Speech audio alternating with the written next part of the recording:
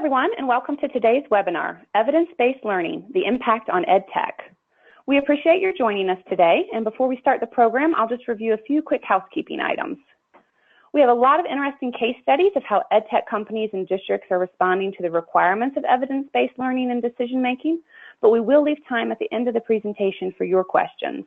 You can go ahead and send those in to me using your control panel. You'll see a questions tab there. Type your question into the bottom box and then push the send button. I'll get your question and I'll put it into the queue to be answered at the end. If you have any technical difficulties during the presentation, please use that same question feature to get my attention and I'll do my best to resolve the problem for you. We will be providing you with a link to the recording of the webinar as well as a copy of the PowerPoint slides. So keep an eye on your inbox for those materials later today or tomorrow. They'll also be posted on the Agile website at agile-ed.com. Now let's get started. I'm pleased to introduce today's speaker, Bob Darby, who's the founder and owner of MindShine Technologies. Bob has spent nearly 40 years working in the K-12 space. He started his career as a classroom teacher in Michigan and Arizona, eventually moving into several administrative positions, including principal, community education director, and superintendent. After leaving the classroom and district office, Bob worked for Prescription Learning, which became Jostens Learning and now Compass Learning.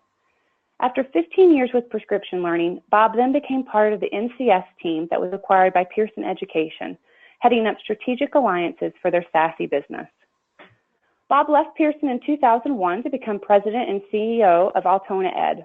1 year later, Altona Ed was acquired by Pearson School Systems, and Bob became vice president for product management, assisting with the Chancery and Power School acquisitions. Since leaving Pearson, Bob has built his own K-12 consulting company. Over the past 7 years, Bob has done consulting work for many companies, including Central Access, Pearson School Systems, Follett Software Company, Tyler Technologies, Evans Newton, and Computer Automation Systems. Today, Bob is one of 3 founders and owners of MindShine Technologies, which builds custom software solutions for school districts, service agencies, and EdTech vendors. We're really pleased to have Bob with us today and to hear what he's seeing happening in the field. So I'm going to go ahead and hand the program over to him now. Thank you, Emily. I should feel tired after all the things you said I did.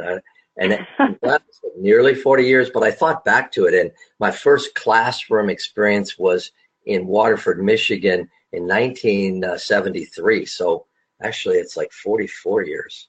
Anyway, still excited. Always been excited about what technology can do for schools. And so I appreciate everyone's time today to let me share some of the things that we see out there and the growing market interest in what they call evidence-based learning. Some people call it evidence-based education. And I'd like to explain a little bit of that. Over the past 10 years, I guess we've seen 2 significant market shifts in K-12. One is that nearly all purchases must either improve student achievement or student performance or teacher effectiveness or both. And that's really shaped who makes those decisions nowadays. I remember 10 years ago, we met with a group of 12 IT directors from Iowa school districts, and the first question we asked them over lunch was, who are your customers these days? And it was amazing how the IT directors reflected on how things had changed for them, and that they were almost unanimously saying that they were much more engaged talking to teachers, which surprised them, talking to parents, which surprised them even more, and in fact talking to students, which was probably the biggest surprise for most of them. But that was their life 10 years ago. And I think the other big change has been that more school community members are now involved in EdTech purchase decisions. I think it used to be, a long time ago, primarily the IT leadership that was making those decisions, but more and more we see the IT group having veto power. In other words, they can say, no, that's not going to work on our servers, or we're not going to get the data out of there that we need. But that's a veto power. It's more often the decision to buy involves teachers and principals and parents and even students. I've sat in on some RFP selected vendors, and you're sitting there and you go from a group of principals to then a group of parents and then to a group of students to talk about the solution that you're hoping the district will buy. Very, very different, very good, I think, from my perspective, that's happening. So let me talk about this. Evidence-based learning.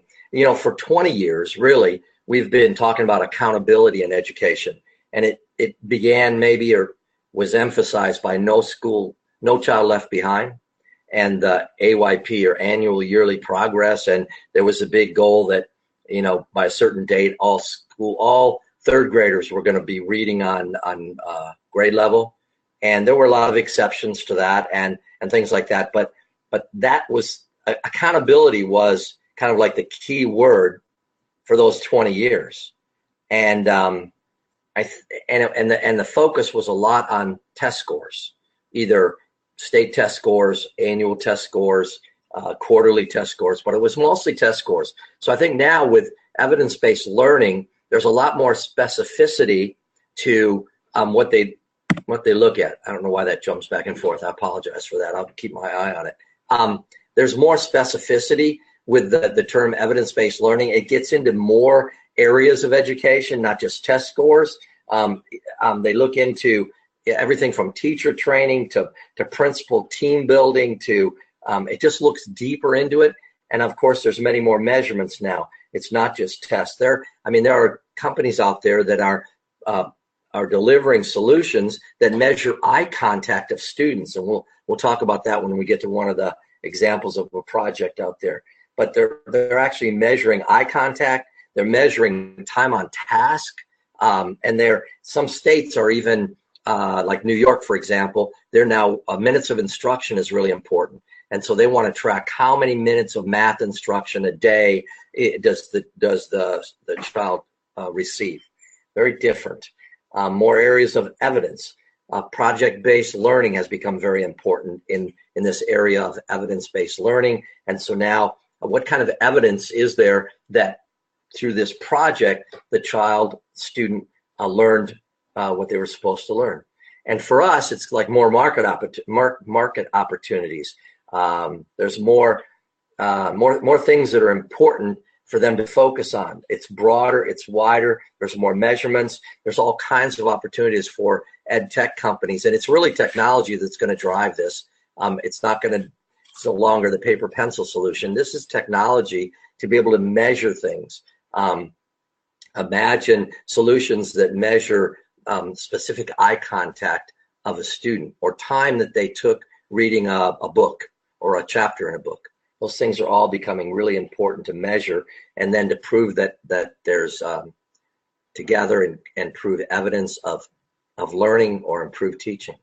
And finally, the focus on configurability and customizing. We just see that everywhere. It's off the shelf is a great concept, but generally when they pull it off the shelf, the districts would love to configure it a little bit differently or customize it a little bit differently. We're finding, I'll give you one example, a district in Massachusetts, it's not one of my examples, sorry about that, but district in Massachusetts, their teachers wanted a dashboard of all the information that their class had on one screen for them.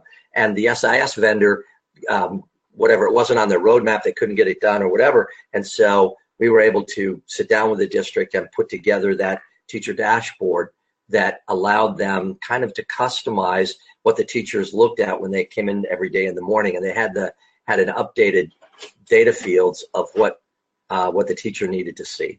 So excited to share some examples with you of evidence-based learning. Hopefully it will prompt some thoughts, maybe some questions, but at least some thoughts on your end as to how perhaps your solution or the solutions that are on your drawing board will allow evidence to be collected, or that it will be able to prove itself out that it does actually make a difference in student achievement and teacher performance. So first one I'd like to talk to you about is kind of a general category of measuring student and teacher and parent engagement that's become a big part of evidence-based learning. As I mentioned before, I'll talk about the robots for autism first. There's a couple of companies that have small pilots using robots to help with autistic kids. And one of the challenges for teaching autistic kids is that they don't have a lot of long-term eye contact with the instructor.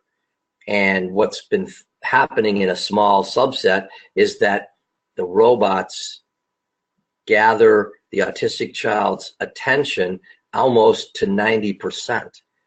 They're fascinated by the robot. The robot can teach them things and they can learn from the robot. And it's been quite interesting how that has taken a hold. In the VR area, virtual reality and augmented reality, there are solutions that need to be made out there. This is more like asking folks, you ought to think about this, because if you think about special needs kids, there are kids out there that are bound to wheelchairs, sometimes for the rest of their lives. And will they ever experience snow skiing or water skiing or hiking or climbing the Alps or whatever? And a virtual reality solution could help them have that experience. And what we're finding as we talk to folks about this, the educators go to ed conferences and they go to the VR booth or the AR booth, and they see some really cool, exciting, fun experiences for their kids. But what's missing right now is there's not education involved in that. And yeah, part of it's just motivation and the kids get excited and they have fun with it. But the educators I talk to want to incorporate some degree of education, some degree of learning in there that they can evidence that it's really making a difference. Because if they're going to spend the money on VR equipment and software, they would like to know that it's not just giving them an exciting experience, but it gives them some knowledge. And an example of that in my mind would be if you were doing something around snow skiing. And so these kids that are in wheelchairs could actually put the VR equipment on and actually truly experience what it's like to snow ski. And why not incorporate a climate lesson inside of that? Perhaps how clouds are formed. And those kinds of things I think educators are really looking for. In terms of engagement, it's also, like I said before, time on task is important. Part of the evidence is how much time do they spend on that chapter, how much time do they spend, and technology is the right solution for that. Creating solutions that capture that information, capture that data. Technology is there and can do that. There's just not a lot of folks out there working on that right now. New York and other states require minutes of instruction, and that's pretty easy in the junior high and high school area where you have so many periods a day and they're teaching science or math or whatever. But in the elementary setting, you've got a third grade teacher, for example, that might come in the morning and say, you know what, I saw something on TV. We're going to teach math for the first 15 minutes. So how does that get captured? And I think technology is the only way it could be captured, and it should be captured that way, but then it all has to roll up. Okay, so the teacher did 15 minutes of math today and maybe 30 tomorrow. That all needs to get rolled up because the state of New York is requiring all districts, all schools, all classrooms to provide that information on at least a monthly basis, if not more often. So this is just an opportunity to bring new EdTech ideas to K-12 as technology evolves. And it's kind of interesting because VR has been out there for a while, but it would be amazing if VR and AR could enter the K-12 space faster than most technologies. I think you all know, if you're in the EdTech business, you realize that EdTech in schools kind of falls way behind EdTech or technology in corporate America. And it would be awesome, in my mind, exciting to see VR and AR solutions out there for kids in K-12. That would be amazing. Let's go to Colorado for a minute. Colorado, the backstory on Colorado is that the state purchased for all the schools a teacher's evaluation software. And it was good software. It had, a great process to it with workflows. and it had great forms and check boxes for the principals to use as they did their observation of teachers. But the missing piece was when a principal, an elementary principal might do 20, 30, maybe 40 evaluations in the course of a certain amount of time. When they sat down to do their final, I guess, performance review, they needed something to remind them of why did they check that box saying that the bulletin boards were appropriate, or why did they give a 5 to the lesson plans? And there wasn't anything in the software that would actually capture that kind of evidence, so that the principal not only wanted the final review to be accurate, but the principal also needed it to be accurate for the reason of improving teacher performance and planning professional development sessions that would help teachers that were weak in a certain area. So having it accurate was really important, as well as for historical reasons, to be able to refer back to it or have a history of the performance reviews of teachers. And so what needed to be done was a way off of a smartphone, is the way it's going to work, is to collect visual evidence, maybe taking pictures of the bulletin boards, and then collecting audio evidence, maybe a conversation with the teacher about her lesson plans or his lesson plans. And then the software needed to bring it together at the appropriate time. In other words, you've got all this evidence out there, but when I'm sitting down to do Mr. Johnson's evaluation, I just want the evidence that I gathered from my Mr. Johnson observation of his classroom to be in front of me. And so technology has a way to do that. And this is just in Colorado. I haven't seen it anyplace else. There's a lot of opportunity to think through how this might work in other states. And now, actually, we're seeing this in student situations, especially in things in the arts. So, for example, we've now seen in one state, I think it was New Jersey, where a music program incorporated collecting visual evidence of students who, in the beginning, here's where they were trying to learn to play the violin, maybe the marking period, another visual evidence, and then at the end, a final visual evidence that helped the teacher with evaluating how the student had progressed.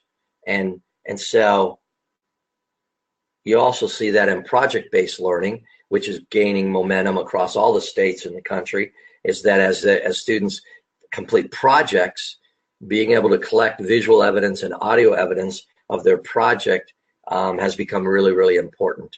And to me, that's just another opportunity for EdTech vendors to get in the middle of that space and help them. Iowa is a statewide project. In Iowa, the backstory here is, in Iowa, there are 12 or so AEAs, Area Education Agencies, basically service agencies that provide lots of different types of services to all the districts. Each AEA is assigned a geographic area with a number of school districts for which they are to provide certain services. Well, one of the services they provide is that every year they purchase content, curriculum content. And more of that, as you can realize, is digital curriculum content.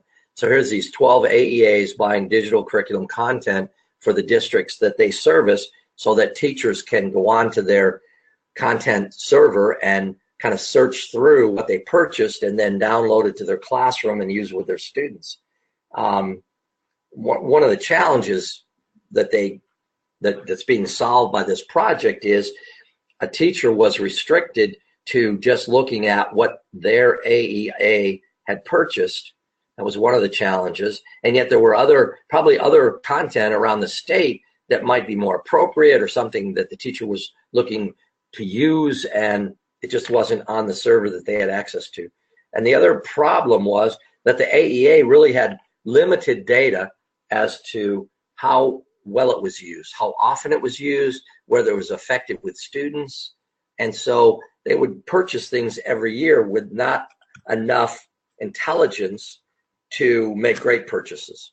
And so this project now is, they're going to pilot it this fall, I believe, and it is a web platform that actually connects 26 different content databases, digital content for curriculum databases throughout the state, allows for searching capabilities by an individual teacher, and it allows reflection or evaluation of that teacher of how well they thought it worked with their kids. And so now what's going to happen is a teacher on one end of Iowa can actually look at all the AEA purchases throughout the content on all the 26 different servers and bring it into their classroom and use it. It's causing some changes, as you can imagine, in terms of purchasing and in terms of a platform like this that would allow the teacher to not only just search it, but also bring it into the classroom and use it. But it also is going to give a lot of data, because we're going to be able to track how often it's used, where it's used, and part of this solution is connecting into the student information system, grade books, state testing, assessment scores, and be able to add another layer of evaluation of the content to say, how did it do? How did kids do after they used the content? And all in the name of what I would call smart purchasing, because now the AEAs out there will be able to coordinate their purchasing better and also see, have data around how much it was used and how effective it was used with the kids.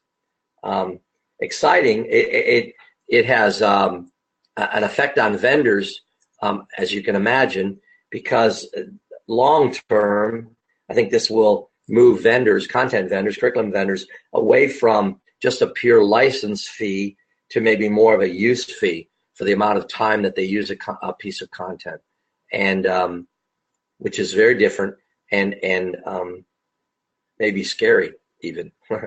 But I think it's the right direction to go. Iowa wants to take this, once they have it up and running and useful, they want to take this into other states and show them how well it works, because in most states there are service agencies that purchase content and then kind of deploy that content out to the districts that they service.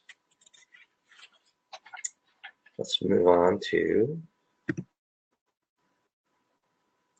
Nebraska.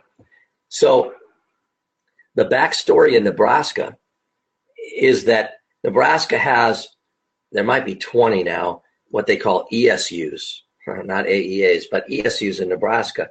And these are service agencies that, again, provide a variety of services to the districts in their geographical area that has been defined by the state. The state funds these ESUs, and somewhere around a couple of years ago, the state was trying to wrestle with, is 20 too many? Should we consolidate down to 14 or 12? And what happens to the money that we give to these 20 ESUs? Is it effectively used? Can they provide evidence? That word again, can they provide evidence that the money that we're giving to them makes a difference? So I'm going to stop for a minute, because I'm going to go beyond Nebraska just for a second. This is happening across the nation in terms of state departments that fund service agencies, and questioning, is it making a difference? We spend a lot of money here. It's kind of a layer above school districts, and states are trying to figure out whether it's making a difference. And so what I would tell you is this: there are over 600 service agencies across the country. If you already know this, you can kind of tune it out for a minute, because this is kind of for 20 years, I've believed in service agencies for EdTech companies, as a marketing, as a sales, as a support entity, an arm. There are over 600 service agencies around the country. Almost all of them belong to a national association called AESA. And AESA, in my opinion, is one of those national organizations that places a tremendous amount of value on their business members and business partners. And they give a lot of access to the members and the partners. The key to it, though, is that if you're an EdTech vendor, you have to have a model that allows a service agency to benefit by either offering your your product to their districts, or there's a role for them to get certified on your product, and they can do the training, or they can do the end user customer support. But these service agencies, for the most part, have been working with their school districts for over 30 years. And so they are almost part of the staff of those districts. So they have a lot of credibility.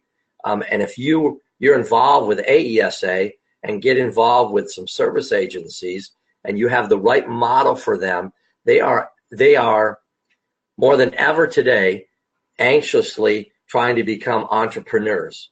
And partnering with EdTech companies is one way that they do that.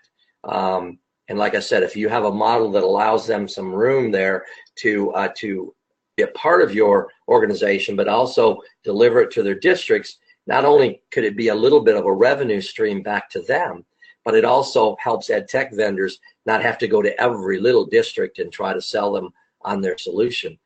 I know that there's a Grantwood AEA in Cedar Rapids, Iowa, and just typically they have, I think, 40 districts or 42 districts and about 220,000 students. And a lot of those districts are small, but rather than go to 42 districts and pitch my wares, at one point I was consulting with a company and we did a presentation to Grantwood, and they brought in, these service agencies meet with their superintendents every month. They meet with their IT directors every month. They have that platform to introduce new cool technology, especially if they are part of it. And so that's just my little pitch for AESA. And you'll have some contact information from me if you have any more questions about it. But I think it's a wonderful, for EdTech companies, there's no better place to be right now, because like I said, these 600 service agencies are desperately trying to become even more relevant as the states are trying to decide, should we still give them money, and can they prove evidence that they're making a difference with the teachers and students in the districts they serve. Back to Nebraska though. So they have 20 ESUs, and the state is wondering, looking for evidence that they are effective with their districts. And so last year, I think it was, the state identified 7 factors, 7 criteria. I'm sure they have a special name for it, and they built a report card for every school. Last year was the first year, I believe, that each school got a report card that measured these 7 areas. And I mean, one area was attendance and incorporated discipline and those kinds of things, academic scores. But those were 7 measurements of how well a school was doing, and it was a big deal. And the schools were competitive, right? And so they wanted, in the areas of those 7 areas where they were low, they wanted to improve. And so what the ESUs did, and what they do, is one of the things service agencies do is they provide professional development courses for a variety of things to their districts. And that's one of the biggest pieces of business that the ESUs in Nebraska do, is they have a whole catalog of professional development courses for teachers and administrators that focus on certain things.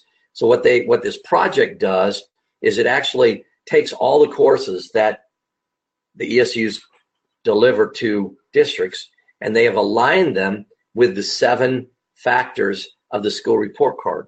And so now when the principal or the school gets a report card and they realize that they're struggling to improve in 2 of the 7 factors, they can now go to the course catalog of these ESUs and pick those courses that are saying will make a difference in those 2 categories on the report card that they need to improve on. It's interesting. Technology is making a lot of this happen. Excuse me. It's making this happen. It hasn't been proven yet, but I think they're headed down the right path of connecting their coursework to these 7 measurements that are so important to a school's report card. And I think over the course of 3 or 4 years, it's going to prove out, and I'm sure the ESUs will have to make some adjustments to the courses that they offer. And I'm sure that even as states do, they'll change some of those criteria around, define them slightly differently. And And so there'll be an adjustment. But again, those kinds of configurations are best done through technology and through EdTech vendors. And so there's that opportunity to help them with the right kinds of solutions. Okay. Let's move on to Mississippi. Mississippi is really interesting. The backstory is that Mississippi has always been one of the lowest states for graduation rates.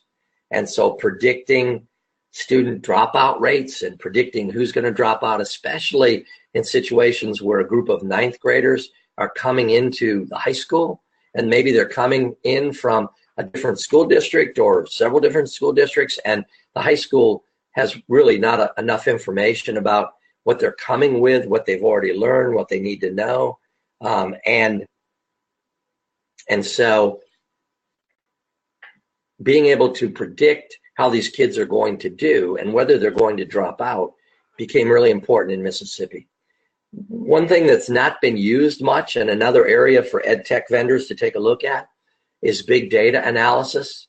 I'm still having my challenges wrapping my head around it because of my experience as being a classroom teacher and a principal. I look at kids coming in and I want to see what they did last year. And I want to know, I just want to know that information. And that's what I'll make my judgment around. But really, if you think about big data analysis, think of the companies that already incorporate that in corporate America, right? Netflix, Amazon. I think even McDonald's does some data analysis around people in their drive-through lines. I know in medical, the best analogy for me is in medicine is when you go see a doctor now, that doctor has a laptop or some electronic device that he or she plugs in what's happened to you or what your symptoms are. And then hopefully, I'm sure they ask what your family history is. And then they put all that information into a database and they come back and say, based on all this, this is what is 99% sure is happening to you. And then hopefully, if they're really good, they then take that information into another database that looks at all the things that have been tried to help that person that has the same condition you have. And then the doctor wisely predicts or doesn't predict. The doctor wisely selects the one that is most likely to help what you have. In education, that hasn't been used much. And there's so much opportunity out there. So in Mississippi, there was a pilot run with 3 districts, and the collection of data over, I think it was 15 years of data. Mississippi's had pretty much the same student information system for 20 years. And so it was pretty easy to work with that SIS vendor to capture almost 20 years worth of data on these students. And so things that were looked at were like discipline patterns, attendance patterns, grades in key subject areas, and even some home demographic information. When that was all put into a big data analytics engine, it could group these folks. They didn't really care their name or anything. It could put them into groups.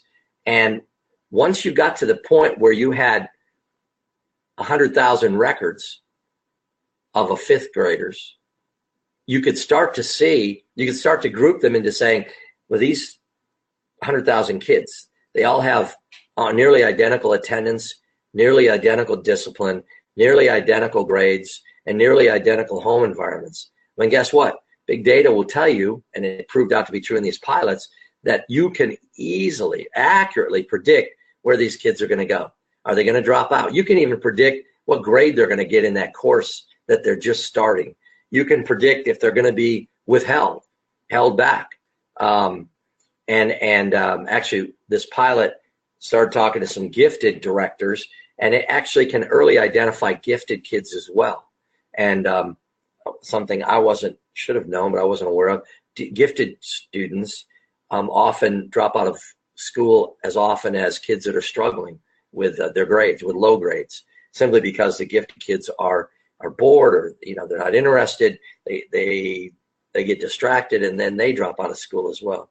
Anyway, so the interesting thing about this is if you get enough data, and it's not picking on anybody, but if you can get enough data to put those groups together, you can early identify what's going to happen to them.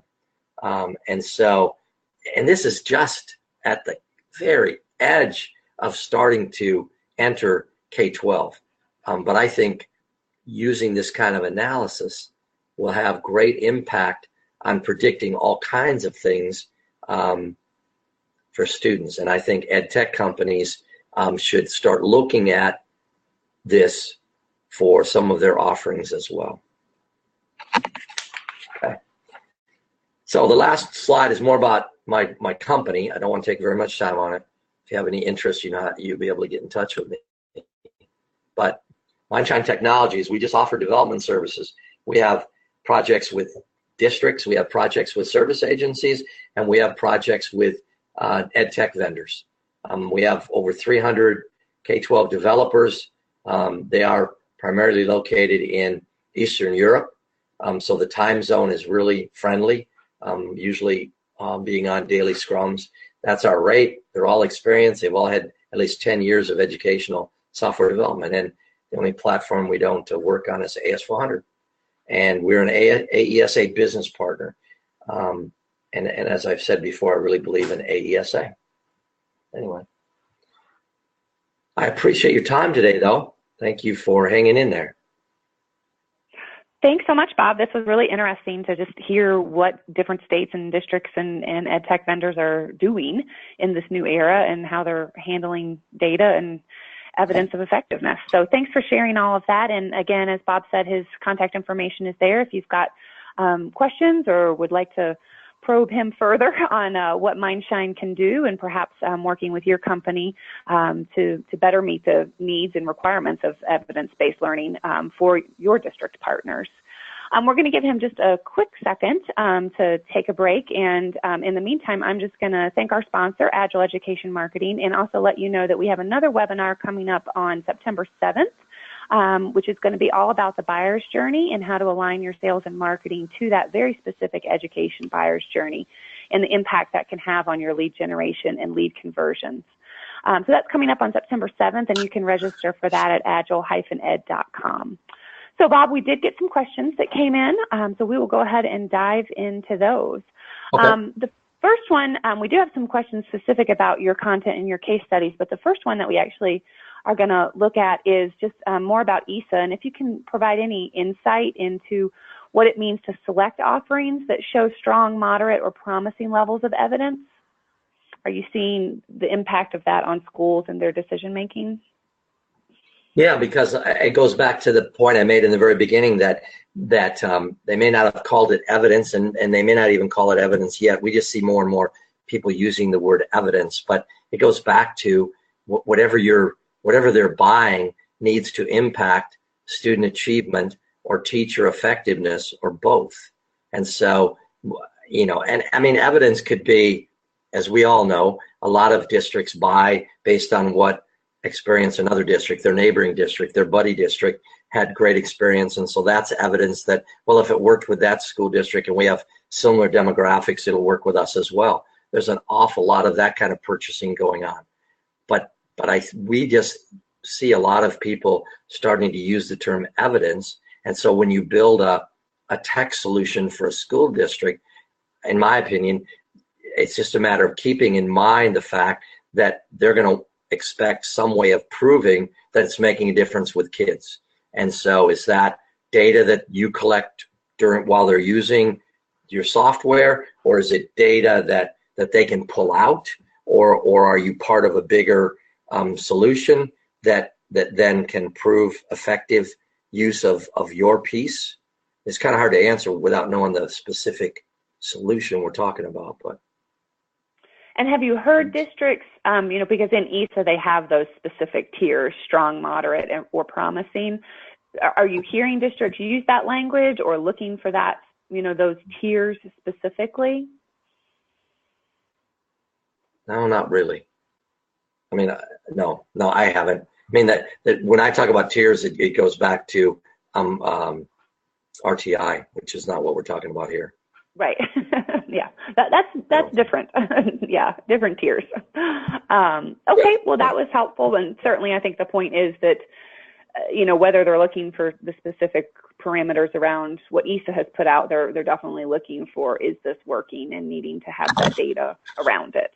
So that impacts us all in our products. So this is a large question, but so how do you see districts actually using the data that's being collected by all the different programs they use? This particular person gets districts asking for data collection tools, some of, similar to what you've described here, but then we don't actually see them using the reports. How do you recommend that we work with them to get them to actually use the data that they're requesting? I mean, that's a great question. There's actually two answers to that. One is, I'm sure the folks listening are aware of I think it's 11 or 12 states now that have a state initiative to collect data up to the state, everything, every piece of information about staff and students. I mean, I know Arizona, Tennessee, Idaho, Virginia, I believe, is looking at it, and they're just collecting all of this. They're using a platform to collect it, and then supposedly, they haven't got there yet, Arizona hasn't, but they're going to analyze all that, and they're going to send it back all the way down to the classroom level so that the teacher will have some really valuable information. Actionable data is probably the term they're going to use around that. I don't know how well that will work, because whoever asked that question is right. It's hard to get them to use homegrown data and reports. I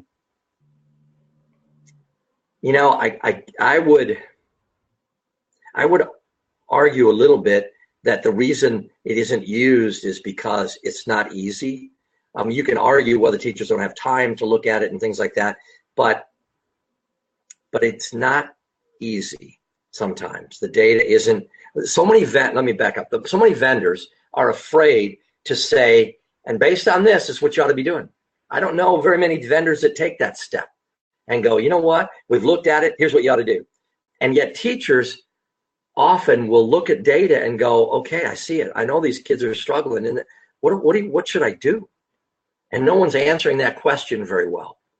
And so maybe it's not just that the teachers don't have time or the data, that the reports aren't clear enough. Maybe they're not deep enough. Maybe they don't recommend. I mean, wouldn't it be great to have a national database of best practices for whatever we're talking about, curriculum content, management systems, or whatever?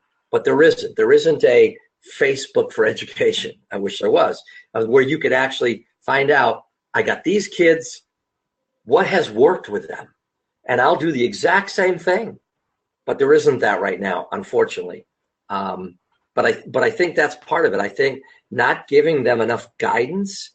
I know a lot of teachers who get frustrated. They go, I get it. I know you're telling me, you're showing me, you're giving me data. I know these 3 kids are struggling with this.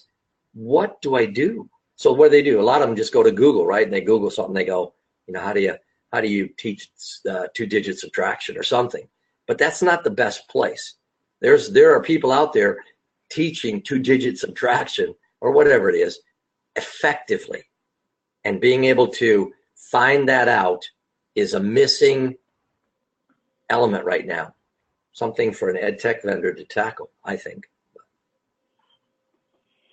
Yeah, there's a lot of issues going on in that question and in that answer. But I think it also points to the need for, professional learning and professional development for educators to know how to use all this data.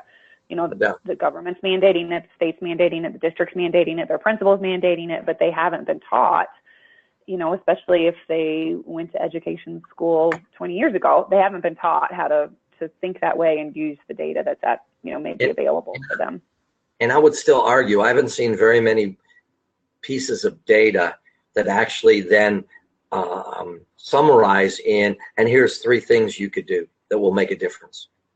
Vendors don't. I don't like to go out there and promise things, but somebody's got to say it's worked 20 times out of 20 times, and you ought to try this. So. Yeah.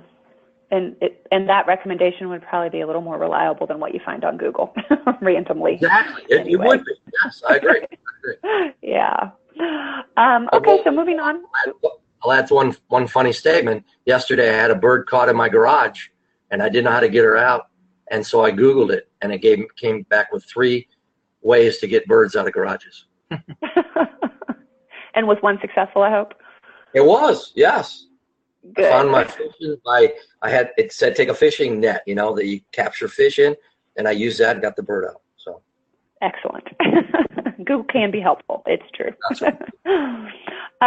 Okay, so let's see.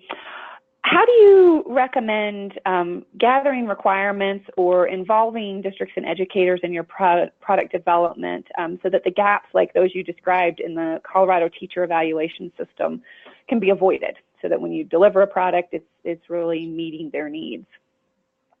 Ooh, that's a great question. I think nothing beats sitting down with educators and talking, a specific group of educators, and talking to them about what they're trying to accomplish.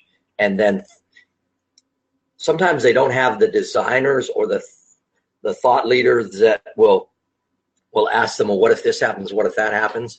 And so, but I think there's nothing better than, I used to invite groups of teachers together for lunch and just kind of pick their brains about stuff and ask them questions about why does this work or why does this not work, and what's missing here. And so I getting together with teachers and principals is where the rubber meets the road. The other thing I would say is, for a while I worked at Pearson, I was pushing an advocacy program. And it's an interesting model because, I'll do it quickly, but as a principal, I always wanted to keep my best teachers. Well, but they would always leave, right? But how do you keep good teachers? Well, sometimes it's just giving them another week or 2 in the summer of work. So I would put together curriculum committees, and I put my best teachers on there, knowing that allowed them to have a little bit better vacation with their kids, and a lot of them would stick around. So the advocacy program was, pick a district, or as you sell your product, develop advocates of your product in each school, and then bring those and work with the principal on selecting the advocate or advocates in the school, and bring those advocates together for a week in the summer somewhere. Pay them a week's salary. Trust me, the benefit is amazing. Your product will never leave that school, ever. And 2, you'll learn so much by bringing those advocates together for a week about how they use your product and how they'd like to use your product and where it needs to go next. And they'll even tell you what they see out there. The competitors, they'll tell you what they've seen, because the competitors are going to come talk to their school and tell them stuff. And you'll be able to combat that to some extent by having advocates. I'm just a big proponent of that program. You run the numbers, it's not that much money to bring an advocate in for a week and pay them a teacher salary, but it makes them special, makes them feel like they're special to you and special to their district. And when they go back, they're pumped up, and as I said, they get to actually have a little bit nicer vacation thanks to your advocacy program. Anyway, that's one idea. Yeah, I think that's an excellent idea. I think advisory boards and the advocacy programs and, the communities around your product are all really great ways to tap into that educator insight and to build loyalty, as you described, to your product. Yeah, and to some of the things we were talking about earlier, you get those advocates and they really will help you sell the product too, because educators go to conferences, they talk to each other, they have communities outside of their own schools where they can make recommendations, and if they love your products, they will talk about it to others. And that's a great sales vehicle for you. One of the best things I saw at Ed Conference was a vendor who had teachers there over the internet using the product with their kids. It was amazing. Oh, yeah, that's a fantastic idea. And so let's see. Our next question is, from sort of a sales positioning standpoint, do districts want to hear that the solution is, 100% customizable to their needs and flexible and will make it work for you, or that it's simple and streamlined and implementation is going to be easy and not a headache? Yeah, that's a great question too, because the more time it takes to configure and customize, sometimes either the district itself or your competitors talk about how complex your product is because it can't be used without a lot of work. And that's a really, really good question. There is a balance there. My prejudice is that the larger the district, the more IT staff they have, the more they're willing to play with it and make it configure and do exactly what they want. The smaller the district may want it to do everything that they want it to do and customize it, but oftentimes they're willing to sacrifice a little bit and accept a little bit less just because they don't have the time or the money, the energy to do the configuration. I think your solution has to have both capabilities as much as it can be. I don't think anything should be 100% customizable, but I think there needs to be a level of configuration that makes it special to the district, and at least to that level. Some level of specialness to the district, no matter how small the district is. Again, it depends on the solution we're talking about, but generally you can figure a way to have some level of configuration. Configuration is a whole lot easier than customization. Customization, to me, sounds like you're changing maybe some code or something, or tables. Configuration is just, it's in there, and you're now just going to let them select from a list of things the one that they like the best, so to speak. Well, great. I think we've reached the end of our questions, though if someone has another one they'd like to send in, we've got a few minutes. But while we wait to see if any of that comes in, I want to thank you again, Bob, for sharing again what you're seeing in the field and how districts are responding to the evidence-based learning requirements and how that's shifting their decision-making and their operations. So again, Bob's contact information is on the screen, and you're welcome to reach out to him directly if you've got more questions or would like MindShine's assistance in helping with your product development. As a final reminder, we will be sending out an email later today or tomorrow with a link to the recording as well as to the slides. If you'd like to share that information with colleagues or refer back to it, feel free to do that. You'll be able to access it through the links we send you. And when you log off, you will be prompted to take a survey, and we do appreciate your feedback. And that survey also asks if you have ideas for topics or things that you've got questions about that you'd like us to do a webinar around. We welcome those suggestions, particularly because we're starting to plan the 2018 webinar schedule for Agile. So thanks again, Bob, and thanks everyone for joining us today. Have a great afternoon. You have a great afternoon, Emily. Thank you.